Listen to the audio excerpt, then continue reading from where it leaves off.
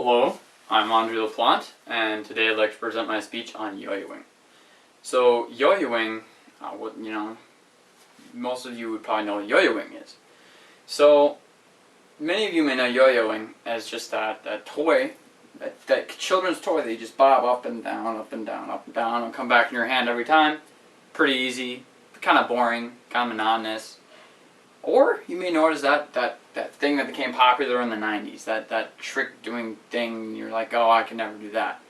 But it actually has kind of a cool origin. According to yoyomuseum.com, it was originally a weapon used in the 16th century in the Philippines.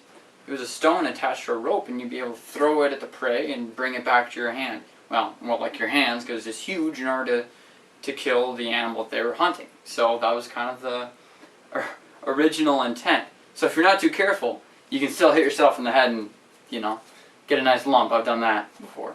So you got to be careful, of course. But a yo-yo has got a cool bearing right here. It just spins. It spins on this little axis right here. And it's got two halves that screw together. And you may be thinking, well, where's the string? Well, you can attach the string pretty simply. You can grab the end right here and just place it right on there. And so that's kind of how you assemble your yo-yo.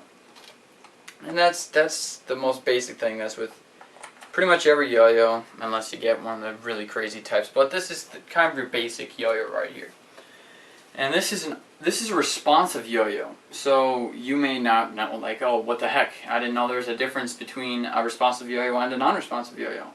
Well, there is. There's two different types, and I'll demonstrate each one to you. But I'll just demonstrate quick one more universal thing of yo-yos.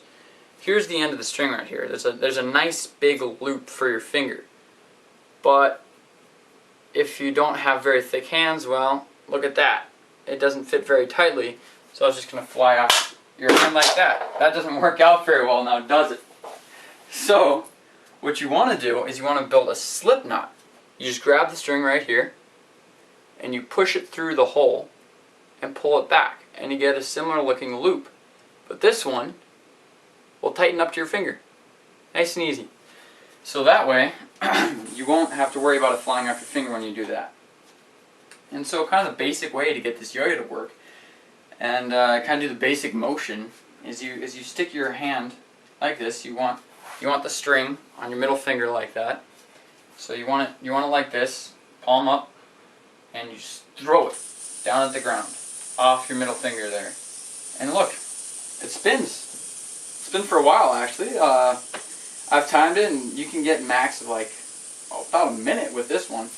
And so then all you have to do is flick your wrist up like that and catch it. That takes a bit of practice, but it's a simple little motion there. But there's a lot more to it. If you keep doing that, it kind of becomes monotonous and boring after a while. So what you want to do is go ahead and learn some tricks, and I'll show you kind of one of the basic ones, one of my favorites, which is the building block of a lot of yo-yo tricks. And this one, you just get a good sleeper, as it's called. I'll get a better one here right quick. So what you want to do is you just want to get it into a good spinning cycle. You stick your finger right there like this.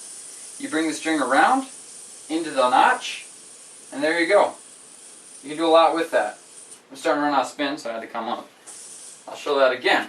This time with the full thing. So you get it around here, like that. Kind of get a cool looking little thing right there. So that's kind of the basics. But in order to jazz up a bit, you spin it.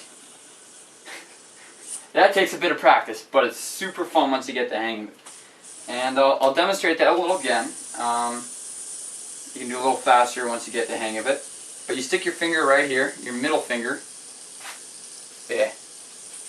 It's a little, do the other side here. Stick your middle finger here. You spin it like that. It's pretty cool. So yeah, that's kind of one of the basic tricks that you can do with a responsive yo-yo. Just kind of jazz things up a little bit.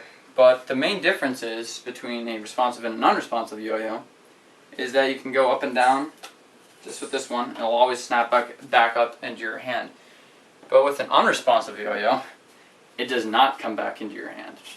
Look at that. See? Just keeps coming, nothing, nothing. So what you have to do with that is you have to stick your finger on the other side, the front side, not the back side, the front side. And bring your hand all the way over and just move your hands in opposite directions.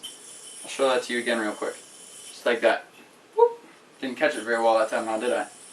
So that's kind of the basics of that. That's kind of the main difference. And with this one, you can get to spin for a really long time, like almost 2 minutes. That's quite a while, honestly. So you can do a lot of tricks with that naturally. Another trick you can do is to have your finger like this, the string, on the left side of the yo-yo if you're right-handed, and well, the other direction if you're left-handed, but I'm not left-handed, so I can't show you that. I've tried to do a lot of yo-yoing left-handed, but it doesn't really work too well for me. Not very coordinated. So what you want to do is you stick your finger out here, and you throw it to the side, and it wraps around your hand. Wraps around the finger and lands on the string. That takes a lot of practice, but you'll get the hang of it. I was able to get the hang of it in 1 day. Many of you may not. Sometimes it takes days, weeks, months to master it. But once you get the hang of it, it makes things a lot more fun. So that's kind of one of the basic building blocks of yo-yoing. So I hope you like that. But I'll just show you real quick kind of one of the tricks I've been working on that you can kind of build your way up to after some practice. So taking off of your basic building block of mounting the string like that, you can just fling it around, catch it around your other finger, fling it back, and land it back on itself. Pretty simple, pretty straightforward. It's pretty cool, isn't it?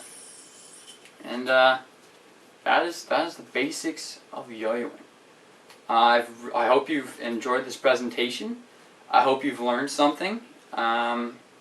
This is the way I learned how to yo-yo in the first place. Just videos on YouTube teaching me how to do this over and over again. I would rewatch it, and eventually I got the hang of it. This trick right here, it's called the man on the flying trapeze. You just fling it like this on your hand, rock it back and forth. That's a great place to start if you want to do some more complicated tricks. And you can do that on your responsive yo-yo as well. And it's really fun to do. So I hope you've learned something. I hope that you'll go and pick up a yo-yo, an old yo-yo that you may have, and try it. So I hope you enjoyed this presentation, and happy yo-yoing.